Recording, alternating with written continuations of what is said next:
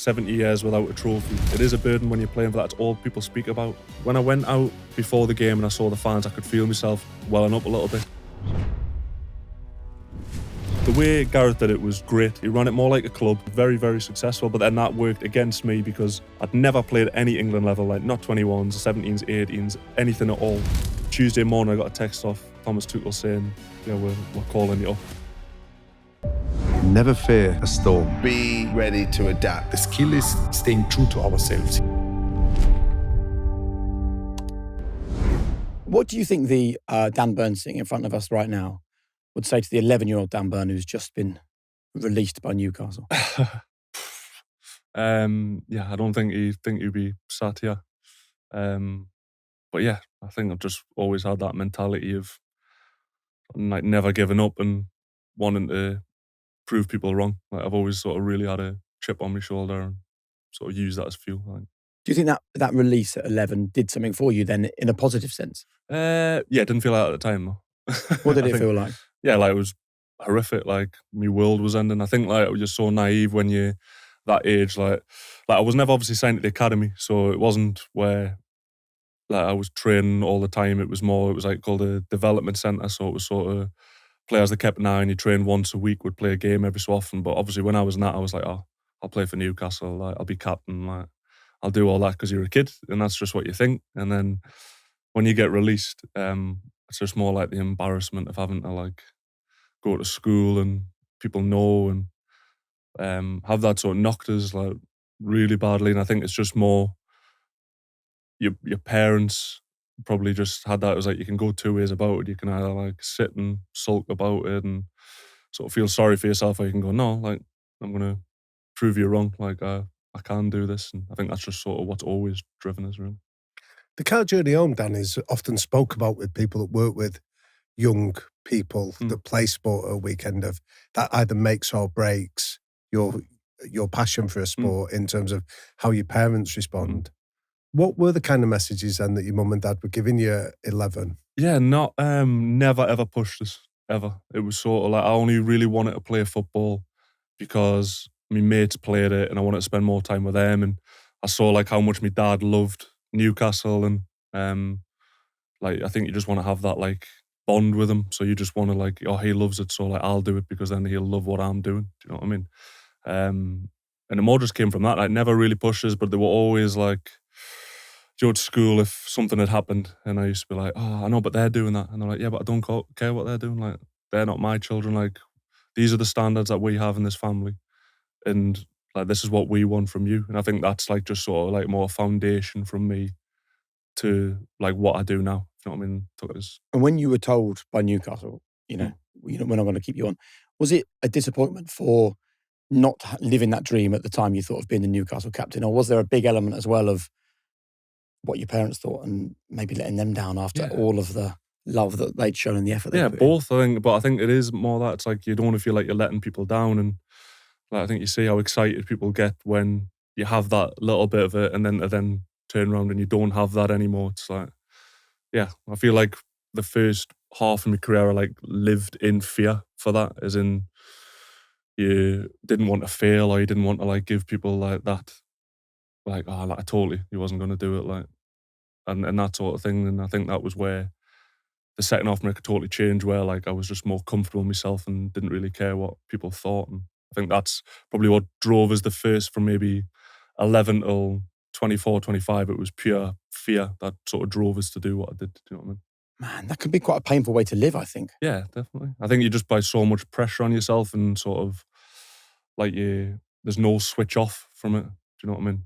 But because obviously I was having a little bit of success with it as well, you just feel like that's your main driver to getting you where you want to be. Like, but do you feel it inhibited you, that fear? Yeah, I think so. Because you, as well, like you end up comparing yourself to what other people are doing as well. So it was always like, oh no, but like that centre half can hit these like unbelievable diag passes, or he's better on the ball than me, or he's quicker than me, and you're always like comparing yourself to someone else and wanting to be like them, whereas the reality is that like you can't. Like there's a reason that I'm playing from my strengths, and you've got to try and like just control what you can control and not worry about what other people do. You know what I mean? Did you wonder whether you thought that it would actually ever happen. I mean, how old were you when you were still sort of pushing trolleys around Asda? Yeah, 16. Right. 16, 17. And a lot's been made of the fact you were doing that. That's a pretty regular job, right, for a 16-year-old living where you lived. Definitely. But you were also a 16-year-old with a dream.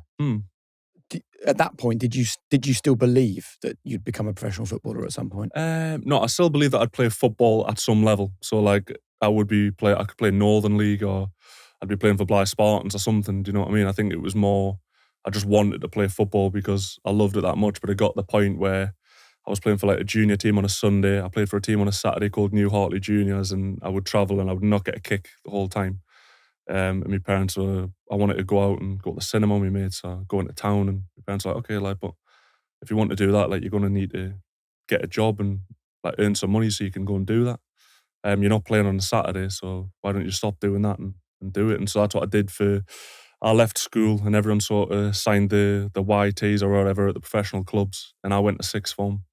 Started doing like a sports diploma and sort of worked on a Saturday. That's another moment though where you're seeing some people go in a direction that you dreamed of and you're not. Yeah, totally. But I think it's like, then when I actually got to playing football, I think like I felt I had a mental edge over people because I was like, I've seen what it's like to not be here and to do it. Like for Darlington, for instance, like I would go and watch the first team play on a Tuesday as ball boy, like drive back to Blythe, which is like an hour and a half, and then I'd have to like wash my kit, go to sleep, get up, put it on the radiator. I was like, go back to sleep, and then get up in the morning and put it in. And like when I went to Fulham, like everything was like laid out for you. It was like you'd get 2 meals a day there. I was like having to pack like a packed lunch when I was at Darlington and stuff. So I always felt as if like, yeah, these just take this for granted. Whereas like I know that when it comes down to it, I'll go further than you. I'll do more than you because I've seen what it's like to not be here.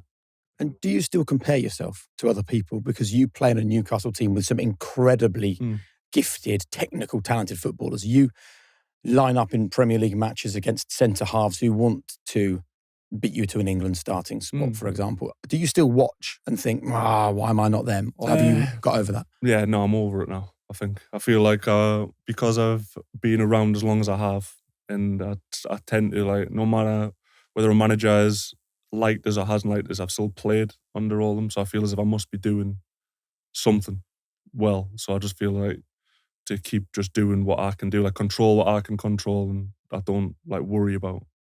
And can you pinpoint a moment when that changed for you? I think it was more after.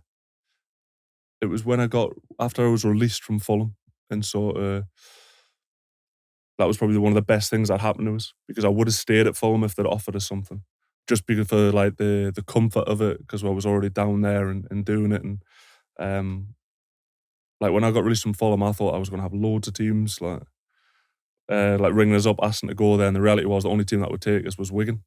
So I was very lucky how that did it. But then when I got there and I got my confidence back and started playing, I just realised that like you can't compare yourself to other people. You can only sort of push yourself to get better. You're only really competing with yourself, do you know what I mean, to get better every single day.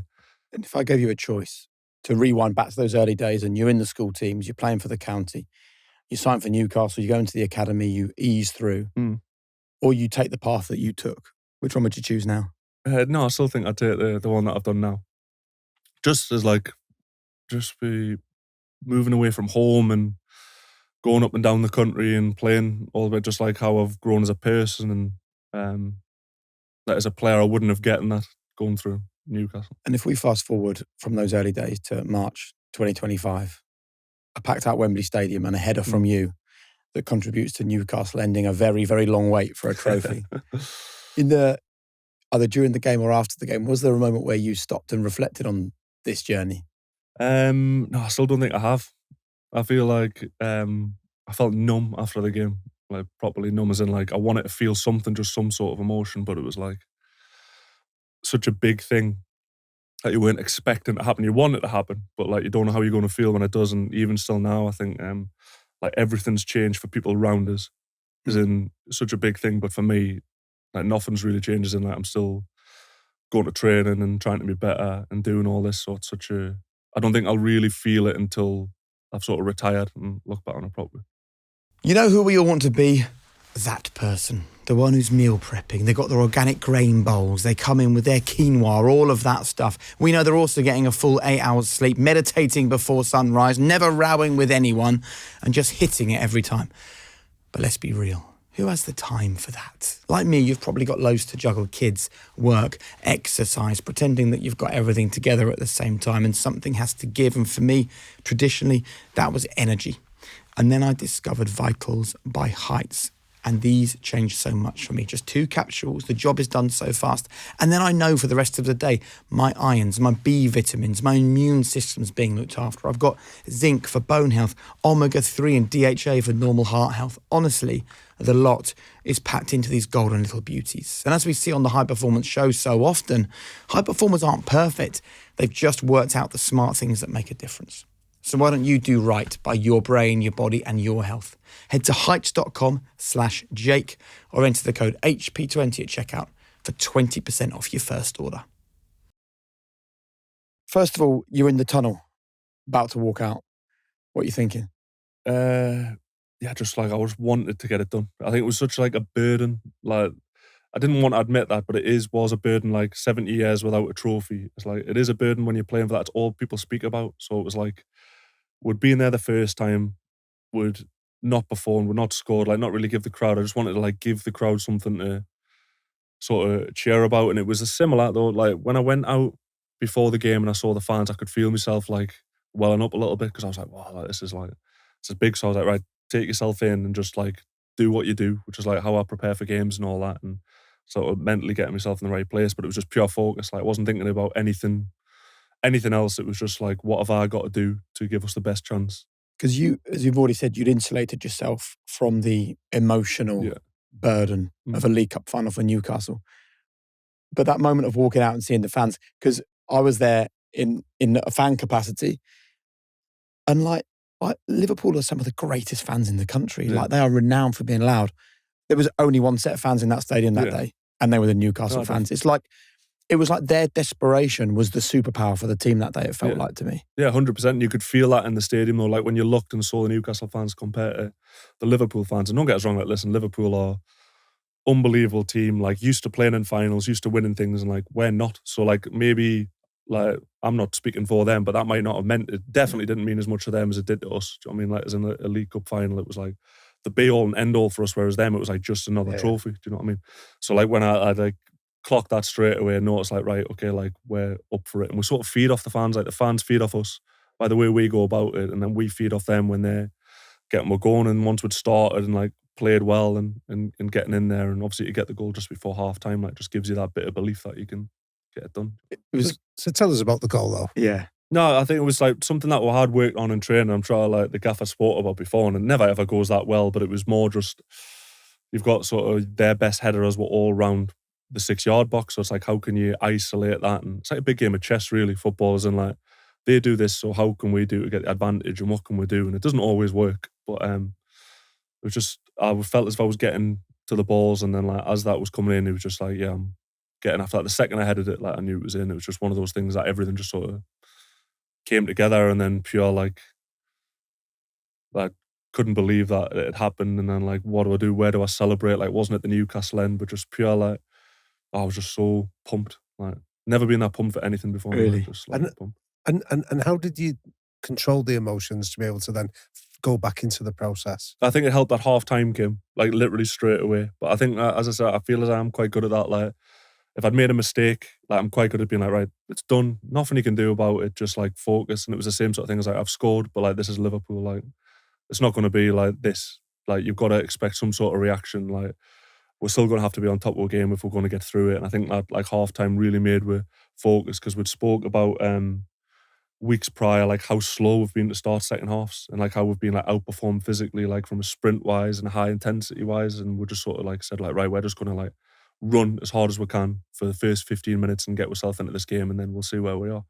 And that's like when we've seen it back, like you can actually see that sort of that as you go on. And obviously we scored pretty quickly second half, and then you know Liverpool are going to come back into it. So that's interesting. So you see the kind of the output, I guess, from the players during the games, and it showed a drop at the start of the second half in Premier League matches, and in the League Cup final, what did it show? It just sort of, you could see it on the rise. So it had like, it's got like a different levels and stuff, and you could just see that like the second that started, like people were like sprinting straight away, high intensity. That doesn't mean you're going to win a game. Do you know what I mean? Like, like that doesn't always translate to that, but if you look at it, like you'll get results far more from doing that than if you wouldn't. And we knew that Liverpool were going to react because they had to. They were 1-0 down, but we wanted to have it like a mental thing where I was like, no, like we're reacting as well. Like we're not just going to like sit and defend this lead. Like we're coming again. Like we're going again. So. Did you talk at halftime?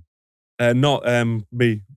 Personally, I remember Bruno spoke beforehand about like going to the players as going on the pitch as players and like leaving as legends and stuff, and we got like everyone pumped up. Do you know what I mean? Like, I spoke at the first final like before. Do you know the man in the arena speech? Yeah. So it was another one of those things where like I felt as if I wanted to say something, but I didn't know what I wanted to say. But I felt as if I'd regret it if I didn't. I felt I was at a space in my career where when I was a kid I would never have done that, but like I want people to know how much this means, like to us and like what we've been in, and like everyone was together, and like no one can judge anyone who's not been in this position before, and that sort of thing. So obviously we got beat, so I meant now. But like I feel as if like still a good message. Yeah, like it was just like what like it's one of them things again where like I feel as if someone gets up there and shows themselves being vulnerable and what like matters to them and stuff, like you relate it more, and like if one person thought like, right, I'll run a bit more tomorrow or I'll do a bit more, then that's got a positive effect. Do you know what I mean? It then goes 2-1 in the final. What are you thinking at that point? Yeah, panic. Absolute panic, yeah. I thought it was sorted out well though. Like I think that showed how far we've come as a team, and it wasn't where it was like pure panic, like balls getting booted away and stuff like that. It's like we managed to like control the game well, like we kept the ball in the corner well, and at that point you've just sort of got to see the game out. And how vocal are you at that point? Talking to the players during the game about just keep your heads, there's not long left. Yeah. You're loud? Oh, constantly, yeah. Just like, so I talk the whole game. I think it is more just about like keeping people switched on and that. And that's probably for me as much as them, because it keeps me focused as well and in the moment. And yeah, just like trying to make sure that everybody's on the same page. Like where are we in a defensive block and zonal, or like we're going out for a press. Like everyone's on the same sort of message for it. And was there a moment when you knew the game was won? Well, when the whistle went.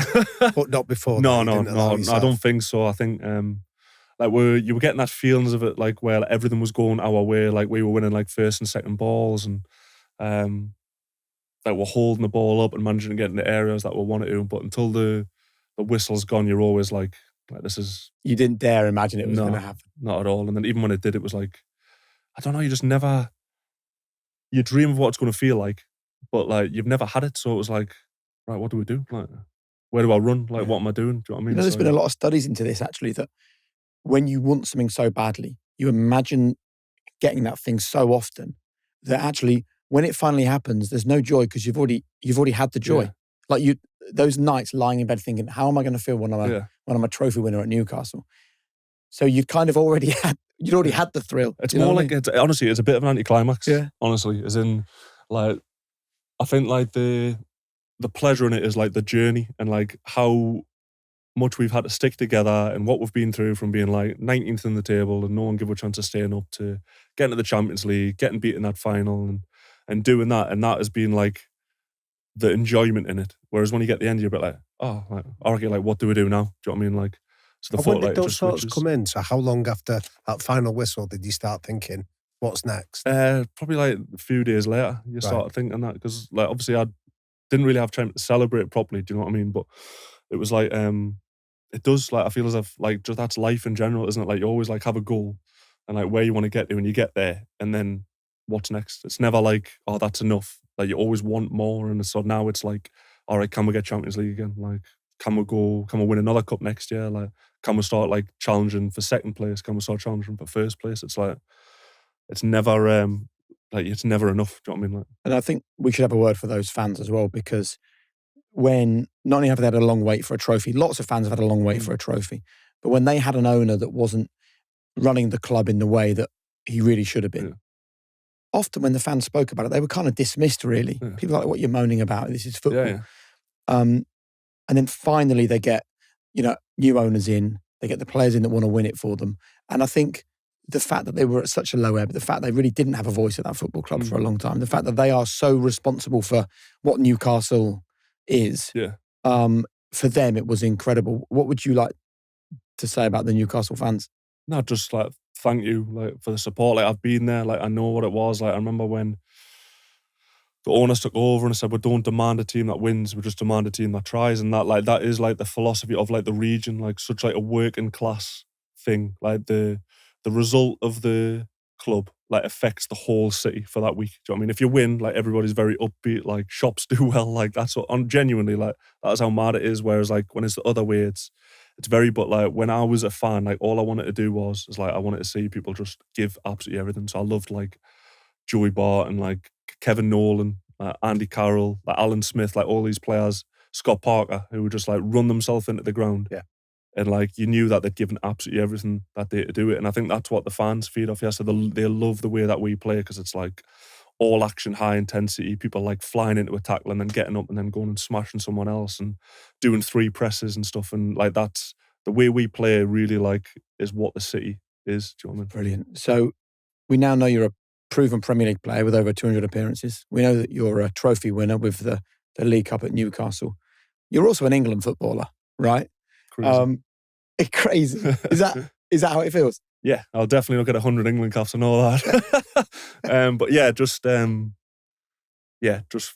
sort of surreal. Like I've genuinely always felt as if I had the ability to do it, but like obviously it's a game of opinions, and like some managers like and not the way Gareth did it was great. Like as in like he ran it more like a club. Like you had like a team who played lots of games with each other and really knew it, and like we got to like 2 Euros finals, like World Cup semi-finals. So it was very, very successful. But then that worked against me because I'd never played any England level, like not 21s, 17s, 18s, anything at all. And the only way you can get that experience is by having that experience. So it's like you can't really win. Do you know what I mean? So once the new manager came in, it wasn't something where I thought, oh, like I could play for England. Yeah, it was just sort of like, all right, maybe there's a chance. And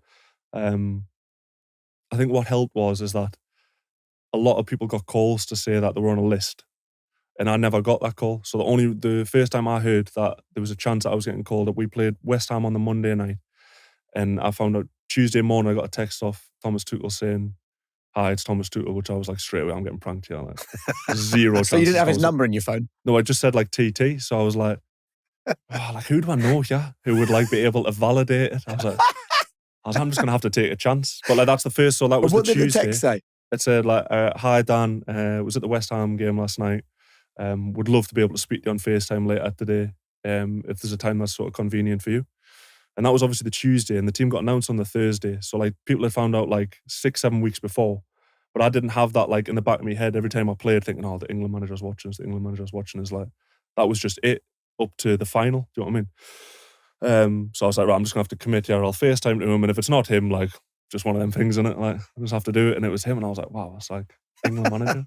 What did you say? I just sort of said, like, I'm really happy that it was you at the start. Like it was good, and he just sort of said, yeah, like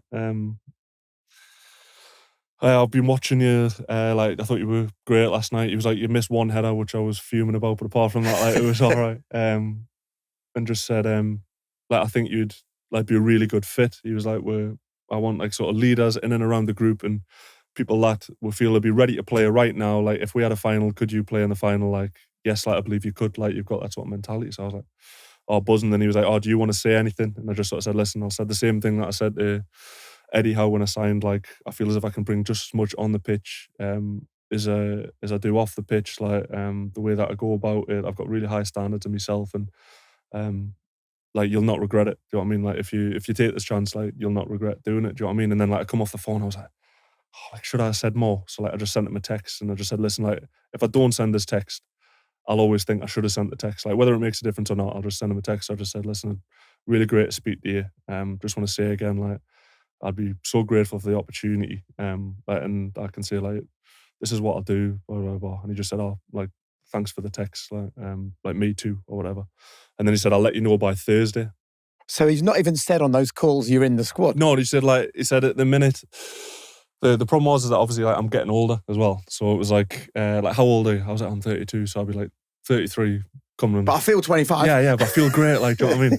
So he said like, yeah, like obviously that's probably the only thing that might work against you. But he said like, how many times have you made like the England squad? I was like, no, like I've done nothing. He's like, what, ever? Like any level? I was like, no. He's like, oh, like, let's make it happen and let's go and stuff. So I was like buzzing, do you know what I mean? But he says like, I've got a big meeting tomorrow or whatever, but I'll let you know Thursday. So I got to like 7 o'clock Thursday and I'd not heard anything. And I was like, so I said to like Ross, I was like, no, I don't think so. And then I was about to go to bed, so I got like 10:30 or something. I got a text. How are you off him feeling saying, at that point?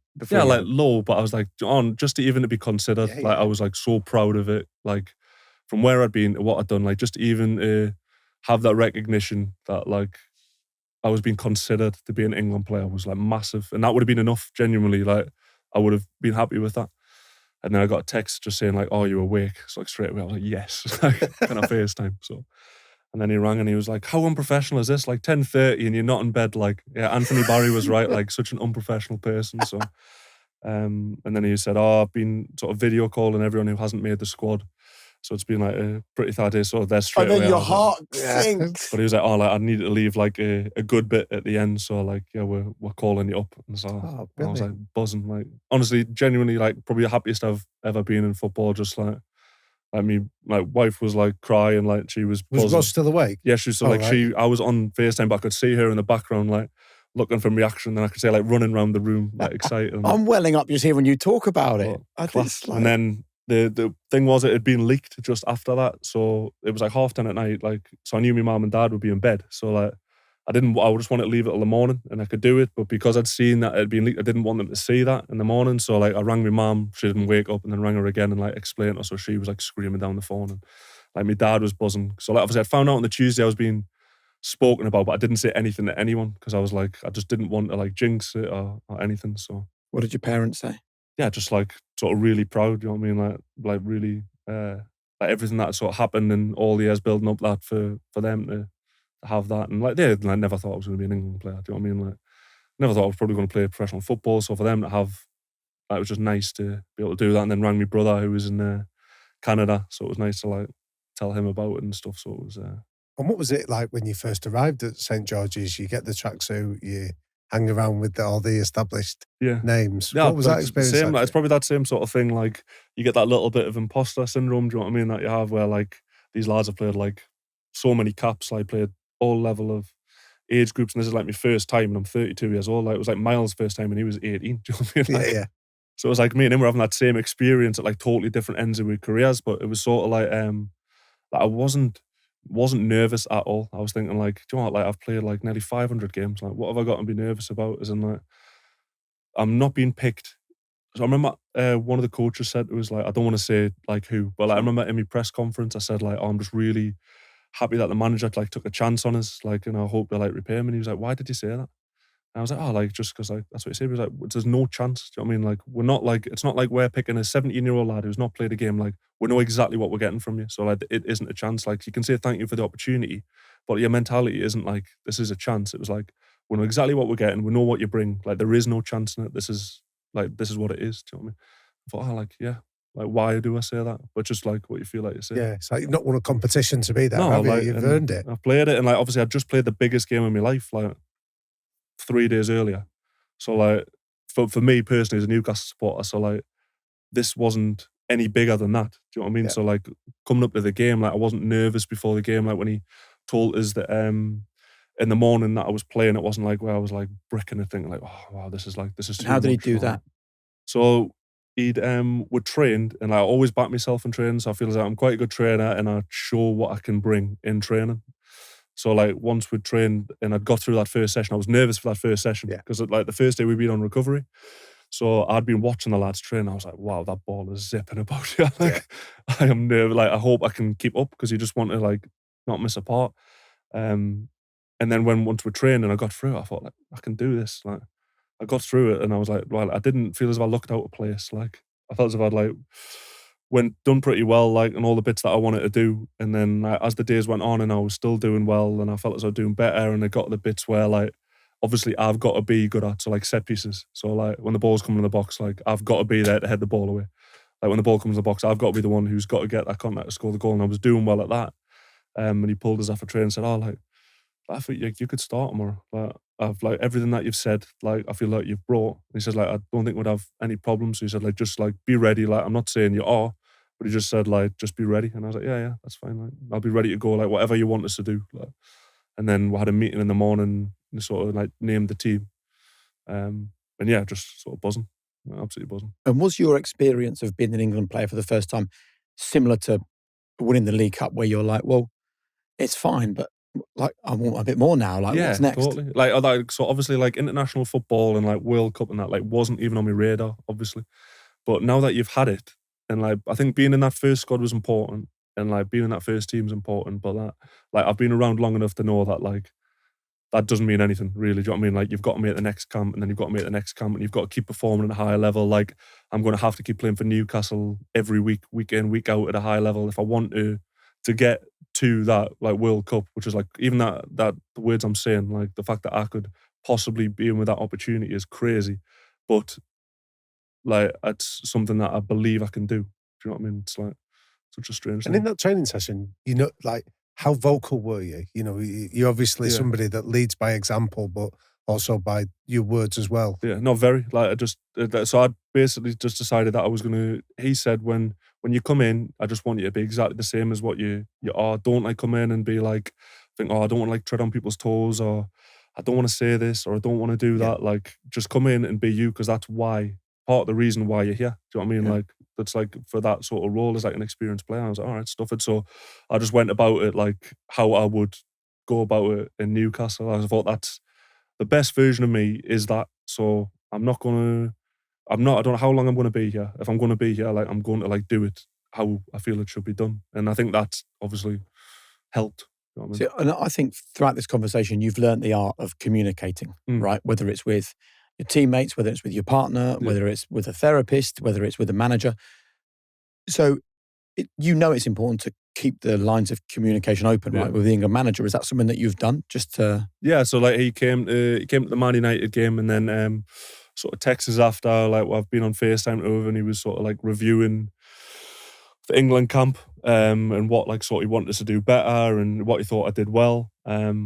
So yeah, I think like a lot of it is, but like I feel like that's probably one of my strengths, like on the pitch. Like, it's something that isn't seen, because you don't see that when you're watching TV. Do you know what I mean? So like, people look at players who are very technically good, and you can quite clearly see why they're on the pitch, but you don't get to see what I bring sometimes to the pitch. But I know that my teammates and the manager appreciate that, and that's what I'm good at, and that's why I play. Do you know what I mean? So like, it doesn't really, that was one of the things where I don't compare myself to other people, as in like, yeah, can I hit a diag?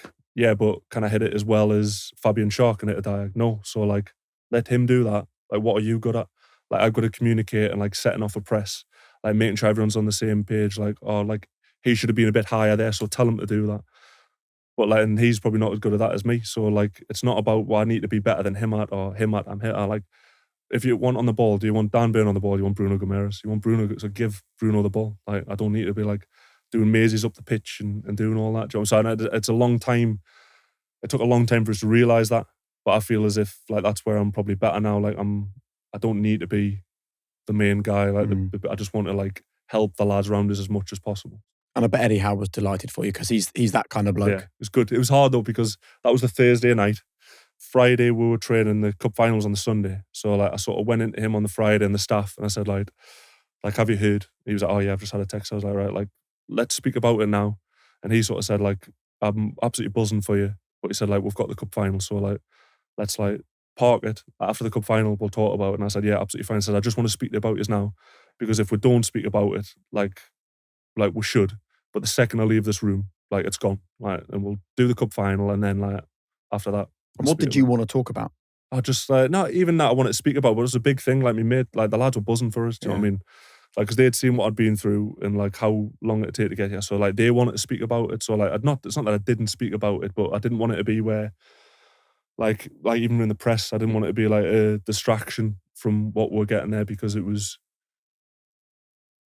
just such a big thing, obviously the cup final for Newcastle. And I didn't want to like take away from that and do that. I just wanted to do that. And then the second that the cup final was over, I was like, okay, right, now it's on to England. So it made it the perfect really week. Smart, Dan. I mean, we had Dr. Steve Peters, the psychiatrist, on the podcast, and he was talking about how often when you can externalize an emotion, it doesn't matter whether it's a positive or a negative one, it neutralizes it in many ways, because then you can view it with a degree of detachment. And I think what you're describing in the whole of the build-up to that League Cup final win is just the ability to articulate emotions. Yeah. I think that's like just speaking about it, and then like we've had the conversation. You know what I mean? So you're not always like thinking about like it's been there and it's done. You know what I mean? And if anyone has any doubts about this man's professionalism, by the way, I was lucky enough to go to the party after the final, and there's champagne being sprayed, there's beer being drunk, there's chips being eaten, there's burgers being nibbled, and this man was standing with his mum and dad, who were near me in the stadium, very excited the whole game. And I said, congratulations, ready to celebrate. And he was standing there with a glass of water and went, can't celebrate yet. England tomorrow. And I just thought, fair play. So in some ways, you lost the chance to spray champagne everywhere and have a few beers. But I'll make up for it at some point. There's plenty of time to celebrate. I bet you will. Like it's hard, isn't it? Like I don't know. It's like hard to put it in the words. Just how proud they are. Like you understand that. Do you know what I mean? Like how you feel it. They don't need to say it. Like understand like sort of how proud. And I think like it's like massive for them because like obviously like they've getting a lot more attention with it all now. Do you know what I mean? Like where my mum works at a school, like a lot of it, and like people that my dad's worked with and done it. Do you know what was a shame? My brother. So like he'd been at the cup final, and then he'd flown back to Canada because he lives in Canada, and then he was like, "Oh, let us know if you're going to play because if you do, like I'll just fly like Thursday night or whatever and come back." So he flew, but remember there was a fire at Heathrow on Friday morning. Yeah. So he was like halfway over, and they turned him back. So like, but I didn't know till I woke up. So I woke up in the morning and like I read it, and I was like, first of all, I was like, like Ros will not be able to come down because she was flying to Heathrow and my mum, but they just ended up getting the train down. And then they were like, oh yeah, Jack had to turn around. I was like, what? Like yeah, basically they said like anyone who had enough fuel to go back had to go back. So I was gutted, like properly gutted for that because he's been there for all of it and stuff, and it's hard because he lives away, and I don't get like I'm really tight with my brother, but we get to see each other like once a year. Do you know what I mean? It's like such that that's probably the only thing that like I'm gutted that he wasn't there for doing it because everyone who I wanted to be there, not everyone who like I would have loved everyone to be there, but as in like who were like I really needed to be there was there for it. So it's like let's talk then about Newcastle and where you are at the moment. I mean, it's been incredible. Let's go back to the day that you sort of walked through the door at the training ground. Newcastle, 19th in the table, I think, when you joined them. What was your first impression of Eddie Howe? I'd spoken to people about him, so I knew what he was about. Like very, very intense. The way that he works, which I love. Like I love training anyway, so I was more than happy with that. But yeah, just someone. Just got the impression that it wasn't always just about wanting you to be a better footballer. Just want to improve you like as a person, and but really cared about you rather not just like me the footballer, like me the person and my family and all that sort of stuff. So he would have put a lot of effort then in to make sure that you're the right kind of character as well as the right kind of footballer. Yeah, I think that but I would think that's the whole team together. Like they do the due diligence. Like I said, I got a text off a friend just before I signed saying, "I'll thank us later," and I was like, "Oh, what's he on about?" And then I'd learned that the manager getting in touch with like some people who worked for Newcastle but like knew my local area to get in touch with people that knew me and my friends to see if there'd be sort of a bad influence on us like when I was back home, which was good though because then I think you always know that you're bringing in the right characters into the dressing room. And I think that full sort of 10 days before I signed, I remember I was on Dubai with my family, and I spent the whole time just like on the promenade with my son, like in the pram, just like, on the phone, just trying to get the deal like to happen. What sort of conversations? Well, it was more because I think that many people were offering players to Newcastle because Newcastle had come in, had all this money, and they knew that they were after players in certain positions. So I knew I was competing with like 6 or 7 players to get there. And I remember I was speaking to my agent, who was speaking to someone, I just thought like, oh, stuff this. So I was like get his Eddie Howe's number. So like I like ran the gaffer and like just said like, listen, this is what I feel I can bring to the team. I said like, obviously like on the pitch, this is what I feel as if I can do, but like off the pitch, like I feel as if I'm a leader. Like I hold people to high standards and I hold myself to high standards. So like I feel as if that would really help. And I'm desperate to come home. Like I want to help as much as possible and stuff. And I feel like those are probably little things that helped get it done. What did he say? No, he's like, no, I'm not having it. No, he said like, I think it's just, sometimes it just takes something like that to get something done when you're choosing between 3 or 4 players. And he just said like, yeah, if you can do everything that you've said that you can do, then like, well, And do you think it made a difference? I think it made a difference. Yeah, I think probably just making that personal bit to it, because I think there was probably a lot of players that were maybe looking to go to Newcastle just for like the owners coming in and the It money. was a payday with it. for some players. Yeah, for a lot of people. And I'd like obviously I was a Newcastle supporter. I'd had a season ticket when I was a kid and stuff. So it was, for me, it was like the dream to come home. But you never really think that you're going to have that chance to. And are you also saying to your agent in that situation, look, don't get hung up on the money. Like I just want to play for Newcastle. Yeah, as well. But I think like you want to, like, I also knew that what I could bring to the team, and that like I wanted to be like paid what I thought I should be paid for. Do you know what I mean? It wasn't where I was going to come here and just because I'm a Newcastle supporter, I'll be like, oh yeah, I'll come for nothing. Like I was like, no, like this is what I can do, but like I want to be paid what I feel as if I pay. I'm not going to like ask for astronomical numbers, but like this is what I feel is good. And then obviously you meet in the middle, which was.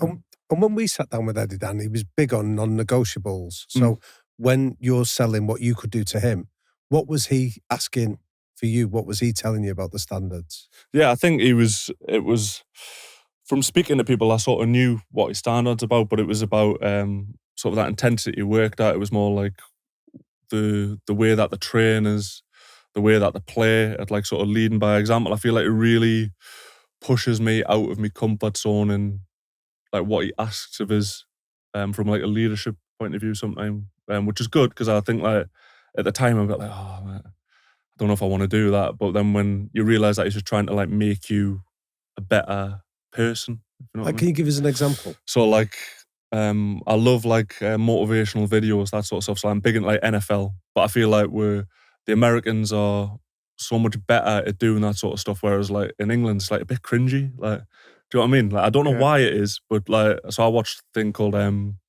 Hard Knocks. So it follows like a NFL team through pre-season, and like they always do like these great speeches and stuff. So I like got this video and was just sat there and I was like, oh, I'm just gonna send this to the gaffer and just be like, oh listen, I think this would help, like we should like present it to the lads. And he said, oh listen, great video, like, but I want you to do it.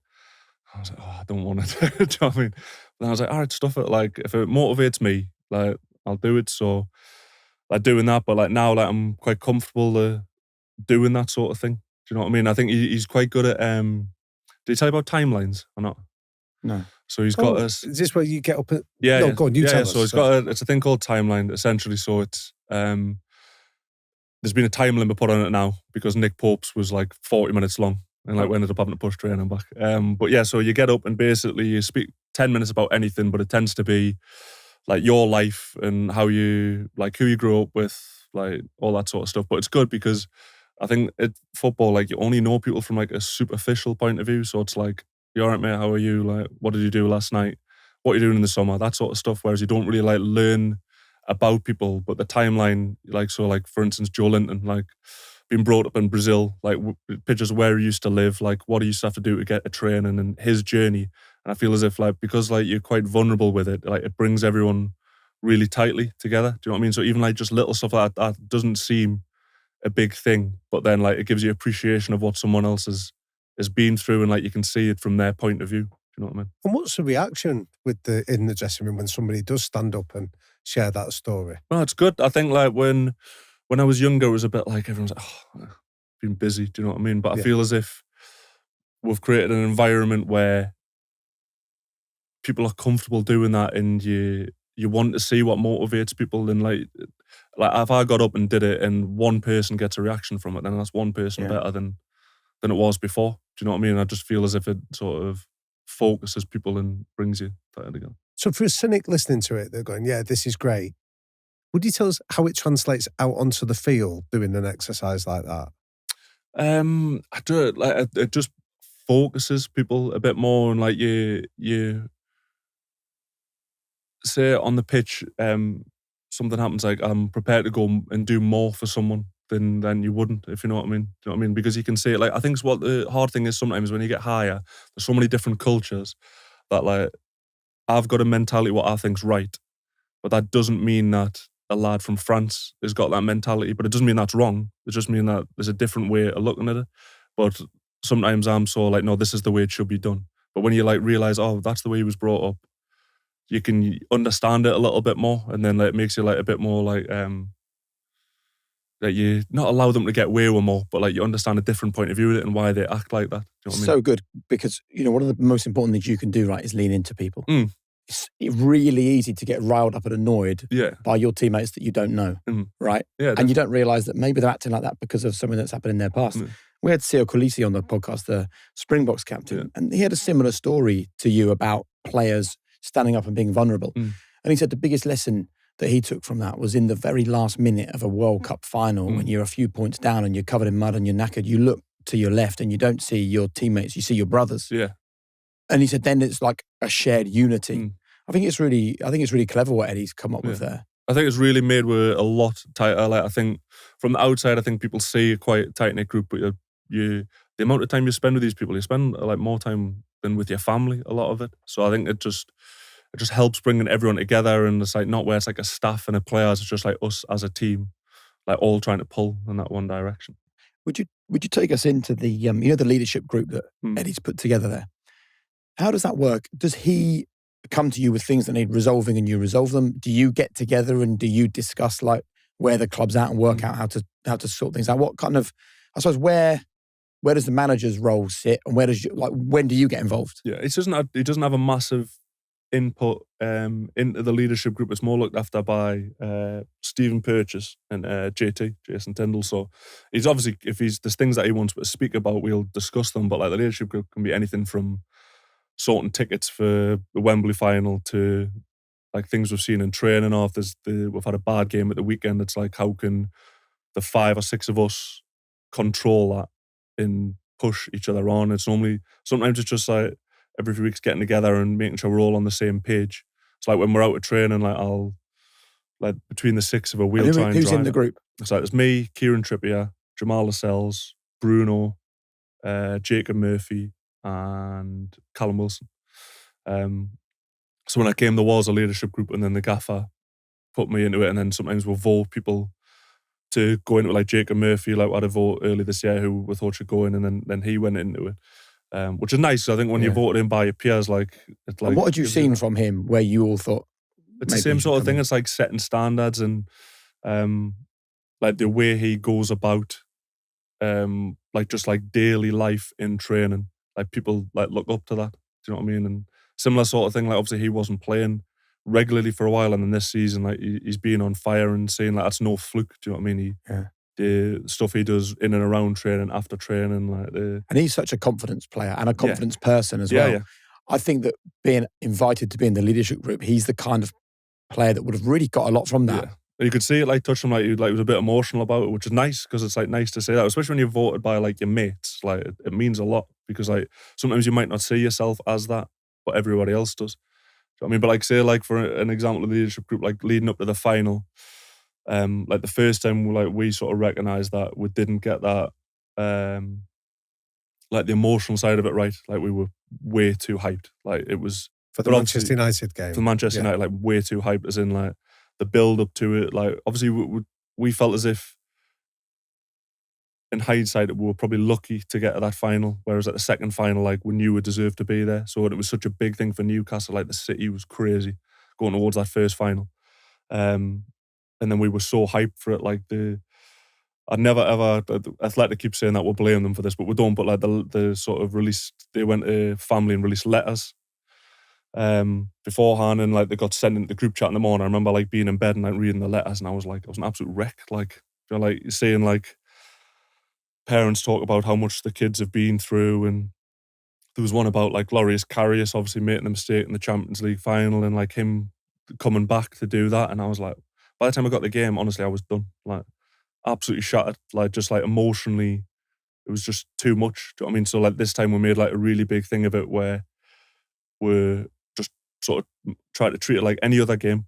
Like we knew that it was a big game, and like but we wanted to get that balance right between like being emotionally at a level where we could perform at best, but also when we spoke about around the training ground that we were like, oh, like when we beat Liverpool, like it wasn't like, oh, like it would be good if we win. It was like, oh no, like when we beat Liverpool, like this will happen. And just more like anyone that who doubted that, like you sort of like nipped it in the bud straight away, and it was like a thing that was spoke about. And don't get us wrong, like did that make a difference? Like you don't know. Like, hindsight's a great thing. Like, if we had won that first final, everyone would have been like, oh, like, them letters, like, unbelievable, like, it meant so much to them and stuff. So, like, hindsight's a great thing, but I feel like that's what we got right the second time, where we're at a level where we believed that we were going to win, but, like, it wasn't too much where, like, we were over emotional and, like, didn't react well. And that's a leadership group you'd got together and spoke about it and stuff. And like, I feel that's where the leadership group sort of helps. And do you then also go to the manager and say, look, we think that it was a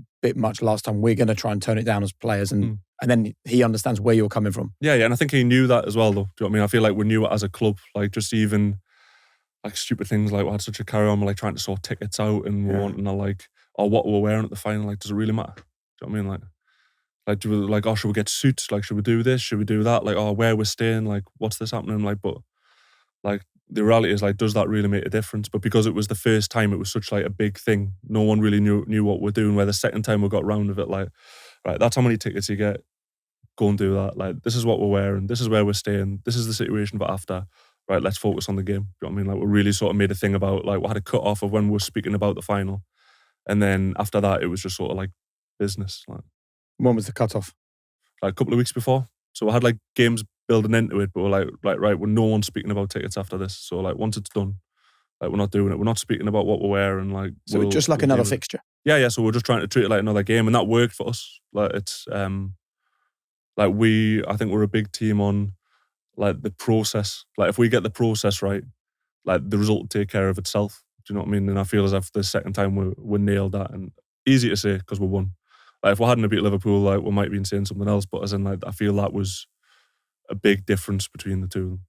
Are you taking time to really enjoy this part of your career when you think about the challenges of the early part of your career? Yeah, definitely. I feel like the second half of my career, probably from, like, Brighton onwards, like, I've really learned to enjoy it, and I don't play from fear anymore because I feel as if I'm, like, I deserve to play at this level. Like, I don't feel I've got anything to prove to anyone. Like, no one's opinion really matters to me apart from mine and the managers.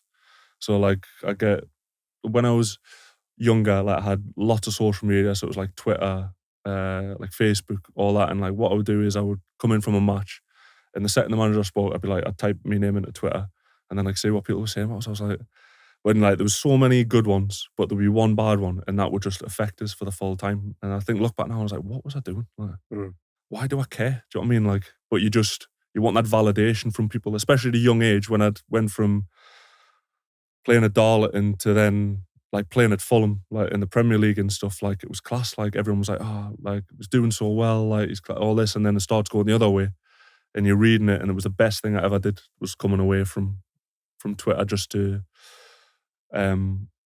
so, like, people couldn't get the, do you know what I mean? How damaging was that for you, do you think, when it was bad? Yeah, really bad. Like, mentally wise, it was but I was struggling mentally, definitely. I remember going to Fulham were really good. I sort of went to them and said that I was, like, really low, struggling. I felt like I needed to speak to someone, and they sort of put me in contact with sort of therapists, and it didn't get well for, like, better for a long time. I mean, it was, like, sort of years, but, like, now I've got the tools to deal with that sort of stuff when I've got that experience of, like, I'm known I can deal with that. I'd love to. Can we talk about this? Yeah. Because I think there's still this tendency, particularly as men, right, to talk a bit in riddles. We just go, I felt a bit low. Didn't quite feel myself. Things weren't quite right. Yeah. And I don't think that does service to other people who are struggling, because they then go, well, so how do I know?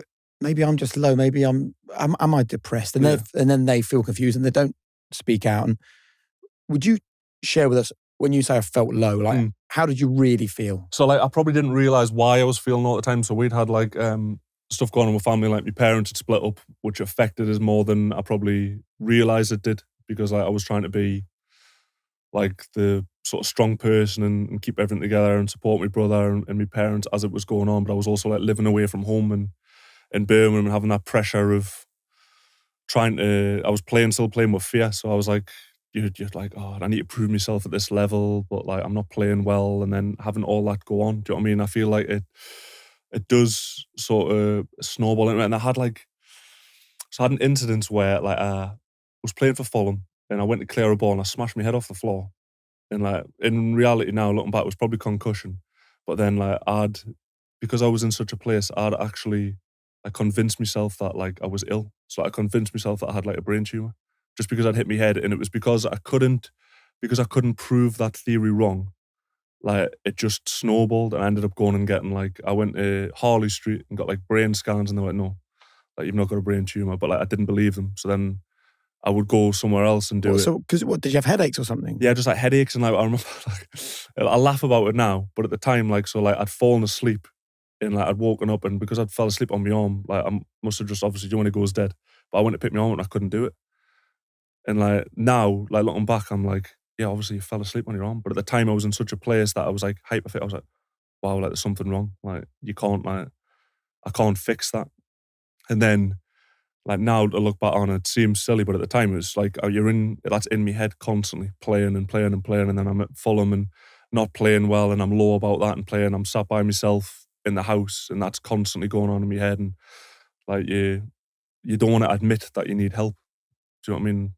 So like when I'm sat there in my flat and my missus has gone out to work, so she leaves in the morning at 6 and doesn't come back until 8, and I get in train from 3, so I'm sat there 5 hours by myself, just these thoughts in my head constantly. It's like, did you tell her? I did, but not till later on. So I bet it took you a while. Yeah, I admitted it at Fulham and stuff first, because I feel like, for me personally anyway, like I didn't want people to worry about us. So to speak about someone who was disconnected from me every day, and I could speak about them openly about it, but then I didn't have like my wife at work thinking like, oh, like I wonder how he's doing, like is he all right? Or my mum wasn't back home thinking.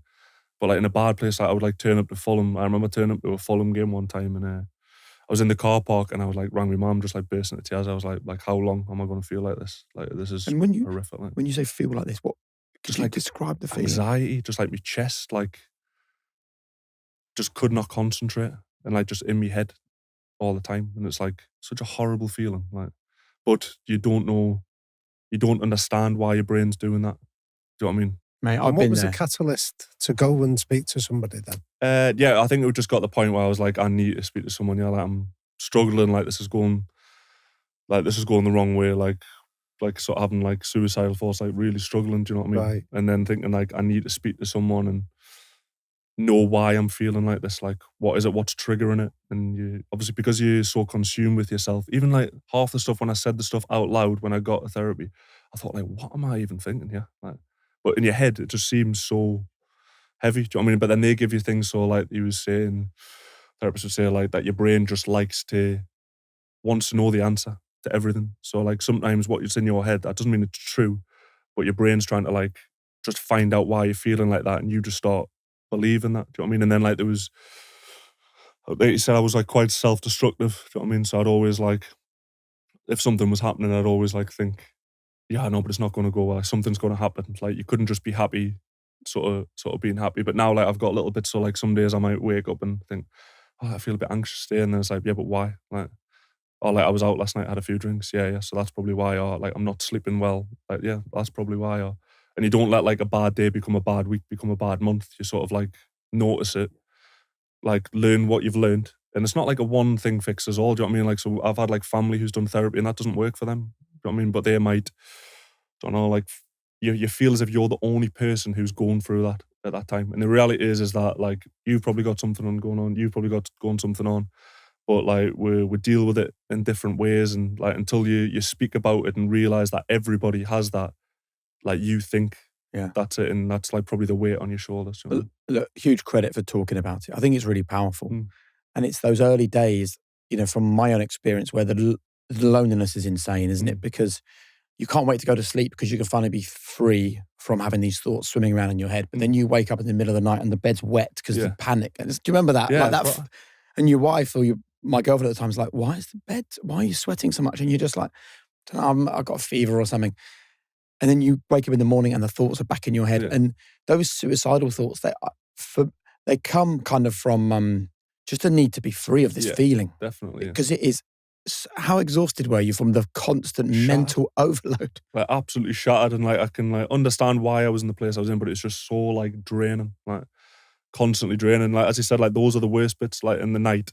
Like I remember the therapist saying like, don't believe anything that you tell yourself in the middle of the night, because like that must be the time when people take their life most, is like those sort of hours in the morning where it's like you feel as if there isn't any way that you're coming from, and then you wake up and you think, oh, I've got through another night. Do you know what I mean? But it's like, I feel like those hours are the hardest because like everybody's like asleep and you're just like lying there awake, like trying to like. What stopped you from doing it in those really difficult periods? Yeah, family. Like, so having my daughter changed my life completely. Like, not like I say this like that she saved me life, but like not in the way where like I feel as if I would have like took that, but as in like just like your perspective changes. You realize is that like I'm here for you. Do you know what I mean? Like you always like feel as if at the start, and I was going through, it was all like self-consumed. Like I've said this as well about like when like doing like charity work or anything like that, I was like, I'm not doing that. Like I want to be a footballer. Like I'm not got time to do that. Do you know what I mean? And then like reality, you think like, yeah, it's great, but it's not the be all and end all. Like my kids couldn't care less whether I played football or pushed trolleys in Asda or I did what. They're just like buzzing to see us. And I think that just like gives us a focus and realise that, yeah, football's great, but once I come home, like it's football. Like I'm. And where in your mental health journey was your daughter born? Yeah, like as I was probably coming towards like where I was getting better. So you were having therapy? Yeah, so I was having therapy, so that was good. So I think I'd been released from Fulham. I'd had sort of a season at Wigan where I was still struggling because I had zero confidence, like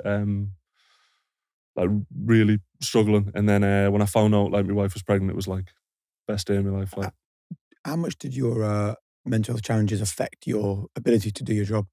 Yeah, like loads. But just not being able to just perform the way that you wanted to perform. Do you know what I mean? Like just like as I was playing football was sort of my release because as I was out in training, playing the games, I didn't think about anything at all because like you can't, like you're too busy focused. And then the second that the final whistle went, I could just feel that like weight like back on us, and like it was just like constant. Do you know what I mean? And when you're in that, you'd never feel like you're gonna get out of it. Do you know what I mean? It's such like horrible feeling, but you do. Like you do just like from doing stuff. So that is the best point actually you've made. When you're in that place that you were in, you never feel you will not be in that place. No, ever. And I think that's an important thing for people to understand. There'll be people watching this now who have got overwhelming thoughts. I just had thoughts that I was just going to do crazy stuff, right? And it's a horrible feeling because you believe it, right? 100%, yeah.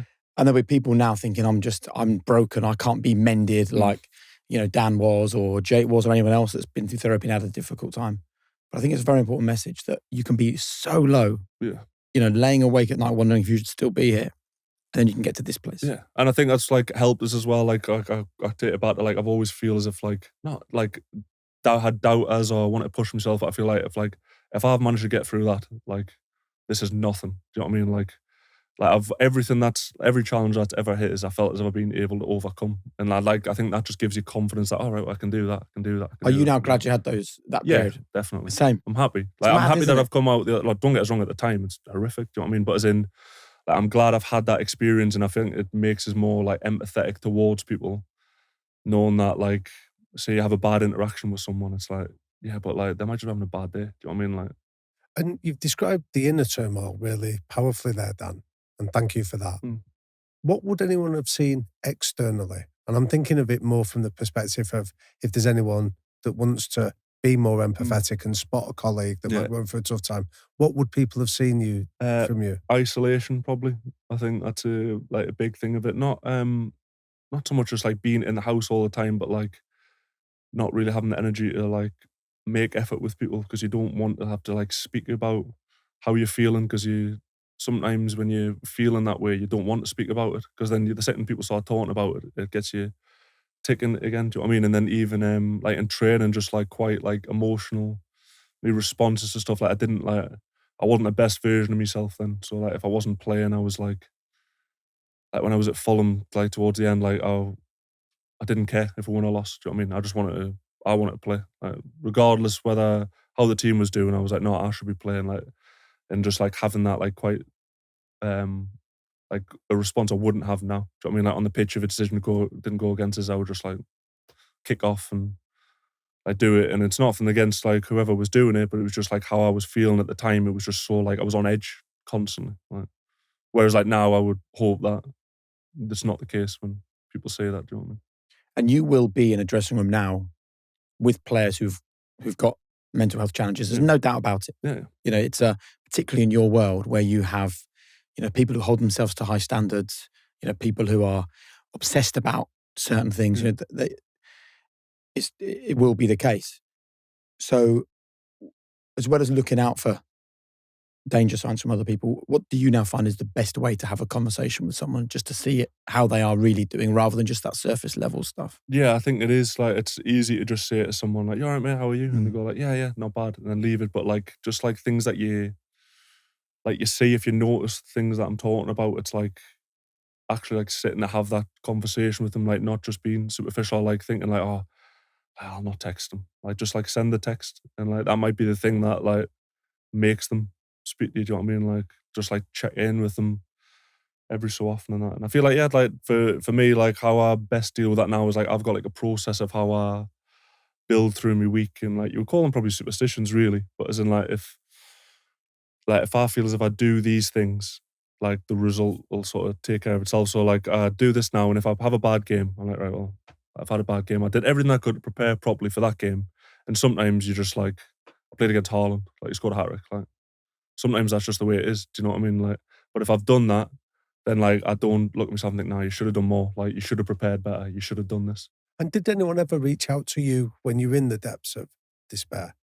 Yeah. So like I had like I remember speaking to like Lee Clark was like the first manager I spoke to about it. And like he'd had like a similar situation with his family and stuff. So he was always quite good at like sort of checking in to see how I was when I was playing there and stuff. And it was probably just more like I didn't really tell friends and stuff. It was more just family sort of checking in. And then as I said, like I'd had therapy, and I haven't had therapy for like a long time. Do you know what I mean? Like I feel as if like I got what I needed out of it and I'm out of it, but I would have no problems going back to it if I felt as if I needed. Do you know what I mean? I feel like that the moment that you speak and feel as if you've getting that off your chest and admitted that you need it, like the weight off my shoulders that like someone else knew about it would help. Do you know what I mean? But I was saying the norm specific, it was probably just more, probably more people checking in. But I said it's that same one when you tell like family, sometimes it has the opposite effect because you don't want them to worry about you all the time. And you feel as if like on the phone, when you're on the phone to them, like you're waiting for them to ask, because they're like, when they're speaking, they're like, "Oh, how you doing? Like, how was training?" And you're waiting for them like to see how you react before they ask. And sometimes like you think like, I don't want that. Like I don't want you to see us like that. I just want you to like have a conversation with us. It's interesting. We spoke to Ben Fogle, you know, the adventurer, and he described he had a wobble, and he was like, if I broke my leg, nobody keeps asking about your broken leg once it's fixed, but sometimes people assume that you're fragile, having gone through a bit of a mental health challenge. It's like you can't see it, can you? Do you know what I mean? It's like one of them things. Like if you broke your leg, like I can say, right, what's broken? Like I need to fix it, but like you can't like see these problems. But I think for someone like you, that's almost the scariest element of a mental health challenge. Is you've lived a life where you pull a hamstring, someone goes, that's the rehabilitation, and it's going to take this amount of time. Suddenly you are injured, right? But you're injured with an injury that you can't see, you can't really explain. An injury that's super scary, an injury that carries with it quite a lot of stigma. An injury that in your world is a hard thing to admit. An injury that would be all over the papers if you spoke about it at the time. It's like, it builds up to be so difficult. And then you've then got this added layer of people going, well, why would a footballer have a mental health problem? Yeah, that was the thing. It was like, obviously I'd just played like Premier League football with Fulham, and I was like, how am I feeling like this? Like, which makes it worse. Yeah, definitely. Because you then can't understand. Totally, but I feel like mental health is like, it's not a thing like, it doesn't discriminate anyone. Do you know what I mean? Like it affects everyone, and just because someone's doing so successfully or not, it like doesn't mean that it should like make a difference about it. It's more just like, I feel like the more that we'll have these conversations and people see it, and like I don't feel as if it makes us weak for admitting that. Do you know what I mean? Like it should never do that. Like it's anything, it's like I feel like stronger than people that we can talk about this and like still feel like you're open to do that. Do you talk about it at work? Like, do they talk about mental health and actually? Yeah, I'm not that like you would sit around at the table and talk about it, but like if people asked us about it, I would be free to speak about it. Do you know what I mean? I would never like hide it. You know what I mean? I think obviously people like don't always know that about you, but that's what it goes back to like those things, like when we're doing like the timelines and all that, I think like seeing what makes people tick and having that vulnerability, I think brings people. Did you mention it in your timeline? Yeah, I spoke about it, yeah. So not as in depth as this, because we're 10 minutes, do you know what I mean? So I'm looking at my time, I'm hoping I don't cross the 10 minutes. Did anyone ask you questions about it?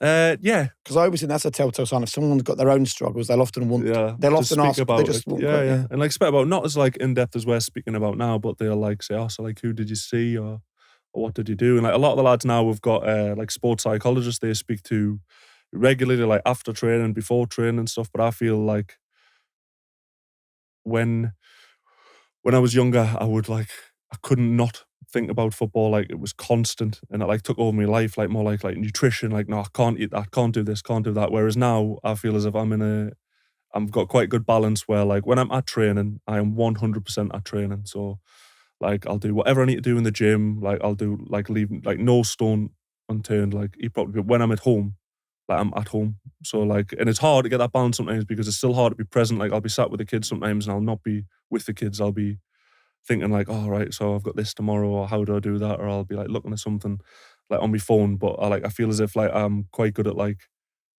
I've done everything I can there. Like when I'm at home, like don't get us wrong, like I still try and eat well and sleep well and do all that. But I try to just be with the family. And how do you make that transition? Yeah, it's hard because I feel like when you're coming up, like it's an imbalance, isn't it? Like it's got to be an imbalance to get there. To get the level that people want to be at, there has to be some sort of imbalance. Like you can't balance everything. Like it's impossible. But like as I'm getting older, I think, as I said, I work more on instincts than analysis. As in, like I'll not to say we play Man City and I'm playing against Haaland. Like I'll not sit watching loads of clips on Haaland because I've played against him 4 times. Like I feel as if like I know what he does and I feel better just like living off my instincts rather than looking for tells at what he's going to do. I feel as if like I'm working better at that. But when I was a kid, like I would sit and I'd watch clips for hours like on people and you second guess yourself. Like, but does that not feel a little bit scary because that's worked for you to get you this far? Yeah. You know, like so now to let go of that and rely on your experience. A little bit, but I think that probably goes back to like sort of the mental health thing. Like I feel like that probably fed into it a little bit. Right. I'm not saying that works for everyone, but I'm just saying this is what works for me, where like it was too much. Yeah. Like it was too much. Like there was no time to switch off from it. It was too much. Whereas now I feel like, listen, like, I'm playing against these people regularly. Like if we play against someone I've never played against before, I'll probably watch a few clips because like you want to be able to see it. Do you know what I mean? Or like I'll be watching Match of the Day and you'll see it, but I'll not sit and watch it. Whereas like a lot of the time now, I feel like I've played against these lads 3 or 4 or 5 times. Like I know what they're going to like, not know what they're going to do, but like you know the strengths. Like you've just got to go like, right, well, how will I react in that situation? You've learned to protect yourself, which I think is brilliant. Before we move on, a lot of footballers watch other footballers write on podcasts, and I'm sure there'll be a young footballer or even a not young footballer watching this, anxious about talking to someone at their club about the fact they are struggling with their mental health because of the stigma. What would you want them to hear from you? Yeah, I would say just do it. Like it's the hardest thing you'll ever do, but it's the best thing you'll ever do. Just like admitting that, like it's okay to need help. Do you know what I mean? Like especially like now, I think it's changed from when I first started playing to now. Clubs are better set up for it, so everyone will have a sports psychologist. They'll have someone that they can go to. Like there's so many different things you could do. Like Sport and Chance came in the other day. Like when you're seeing like the amount of footballers that are getting in contact with Sport and Chance compared to what were at the start, I feel like it's a lot more sort of open now. And like I would just anyone who's feeling like that, I would just encourage to be open about it. And do you remember that sense of relief when you've told someone for the first time? Yeah, like, it's the best feeling. And like every time I like went to therapy and like knowing that like I could get this off my chest that I was like feeling with, and someone like would be there and they weren't judging us, they were just listening, like giving you a little point. I was like, this is why you feel like this. And go, oh yeah, of course, like yeah, that makes sense, like so much sense. But you can't work that out in your head because you're consumed with it. Was your first session not just an hour of crying? Pretty much, yeah. Just like an hour of like, and I was just like spieling into them about all sorts. They just literally say, why are you here, don't they? And it's like, yeah, this and this and this. And like probably the reality was that everything I said for the first hour wasn't really why I was there. It was then when we got in like the 3rd or 4th session and then like, oh right, okay, yeah. But like that's what you feel like the reason that you're is there. And did you ever manage to work out why it happened? Yeah, I think it was probably it was a mixture of a few things, but like I think some of it was probably family related, and some of it was football related, and they sort of bounced off each other and did not go well with each other, and I think that was why now. And like you still get obviously things that trigger you, but I notice them now, which I didn't then. And you just sort of like keep them all thinged up where like, so sometimes like I'll just be sat at home and something happen, go, I feel a bit anxious today at my wife, where like I wouldn't have done that 10, 12 years ago. You would just like deal with it. Do you know what I mean? And then we'll speak about it and then be like, oh yeah, like, yeah, that's probably why. Do you know what I mean? But it's good though, because it helps like that sort of thing. Like we've got we've got a very good relationship with my wife for stuff like that. Like we're quite open about talking about things and like why we're feeling like that. And I think it just brought us a lot closer together. Like. Do you mind if I just ask you briefly about your relationship? Because I think you and your wife are on an interesting journey, aren't you? You met at 16 Yeah. and you've been through the ups and downs Yeah, of a life in sport. How was your relationship stayed the same and how has it changed? Yeah, I think it's like we've just been a lot better at communicating, I would say. Like from like obviously we were kids when we got together, we were 16, do you know what I mean? So I went like off down to Fulham to play and Ros went to university at Leicester. So it's like that's dealing with that like sort of a long distance relationship you're having and also trying to like be a professional footballer as well, do you know what I mean? And then her moving down to London and then she was upset when we left London because she worked in London, so she didn't want to leave London when I went to Wigan. But it's just probably that appreciation that I've got for her, that she's sort of not giving up on her dreams, but like she's sort of put herself in the back seat so that I can fulfill mine and sort of having that appreciation for her that she's done that. And like we've got like a great family and like sort of like a good balance between like she's not massive into football, so it's not where I come home and we're talking about football. Like for her, like she couldn't really care less. She was with us when I was at Asda, do you know what I mean? So like I would say if I was still, nothing against waiting Asda, but if I was at Asda now, like I still believe she would be with us, do you know what I mean? So it's like it's nice that I don't have anything like surrounding that. It's just very good, and I feel like we are better at communicating as we're getting older. And like if something happens, like we'll speak about it and it's done rather than just like letting it all build up and then sort of like getting in a big up with each other. Don't get us wrong, it happens. Do you know what I mean? Of course like, it does. But like we are better at that. Do you fear the end of your career, or are you excited about all the time you'll have to spend with Ros and do things you've not been able to do? They're both. I think I feel like I brought me back a couple of years back, and I had sort of like 7 or 8 weeks out, and I loved it.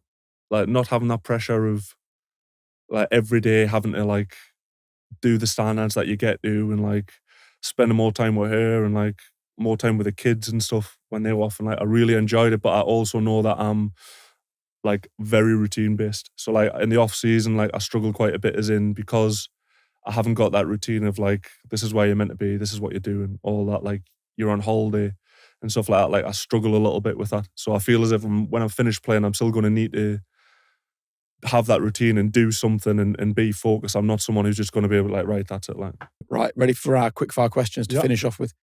The 3 non-negotiable behaviours that you think are most important. So for me right now, I've said consistency. I've said balance, although that obviously changes as you go up, and resilience. If you could go back to one moment in your life, Dan, what would it be and why? I would go back to my childhood. I think I'd want to go back to my childhood and like do everything again. Do you know what I mean? But like I loved my childhood. Like I loved like being around my parents and my friends and just loved football. Like just like that. It's not very quick fire this, but not like when you get into football, you realise that it isn't what you see when you're away from it. I mean, it's very like cutthroat and all that. Whereas like just like the thought of being a footballer as a kid at that age is just like the dream of it is amazing. And if you could have 30 seconds with that 11-year-old Dan who's just arrived home from being told by Newcastle that it's not going to happen for him, what would you tell him? I tell him just to keep going, don't stop, no matter what anyone tells you. You've got to push through. What's the single best piece of advice you've ever received and why? Probably very cliche, but like you get out of life what you put into it. So I try to do that in everything that I do in my life, whether it's with my wife, whether it's with my kids, whether it's with football. I really feel as if that's the case, where the more that I can put into something, like the more you get out of it. What would you like to leave people thinking about after this, incredibly wide-ranging conversation that's gone from, the sadness of being released and struggling as a young player to a much greater sadness of mental health challenges, to the highs of having kids, getting married, still being with your childhood sweetheart, winning trophies, playing for your country? It's like your high performance has been so varied over the years. So what would you leave people thinking about in terms of your ultimate lesson for living a high performance life? Yeah, but I think my life has just been built on resilience, and I don't mean like the way that I was brought up. I had a very, very good sort of childhood, but it's like the ability to keep going forward when you get knockbacks. I think that's like the big thing that I've sort of taken from your life. Like no matter what happens, like I always feel as if I'm going to prove people wrong and keep pushing forward. And I feel that's a reflection of my career. Brilliant. Dan, thank you so much. Thank you very much. You know what I really love? Sitting in this room, having the incredible conversations that you get to watch on High Performance. But something else I love is taking the lessons and the learnings from the likes of KSI and Arnold Schwarzenegger and Matthew McConaughey and all these other incredible guests we've had on High Performance, and taking them out to you, to your businesses, to your people. And whether it's sitting around a small group of 6 senior leaders or maybe in an auditorium with 2,000 or 3,000 staff members, myself and Damien just love helping you and your people get closer to your own version of high performance. And we've done it in Germany, in Dubai, in North America, in South Africa, you name it. We've traveled the world sharing our message of high performance. And if you'd love us to come and work with you and your business, all you have to do is hit the link in the description and we will be with you, getting you and your team closer to high performance.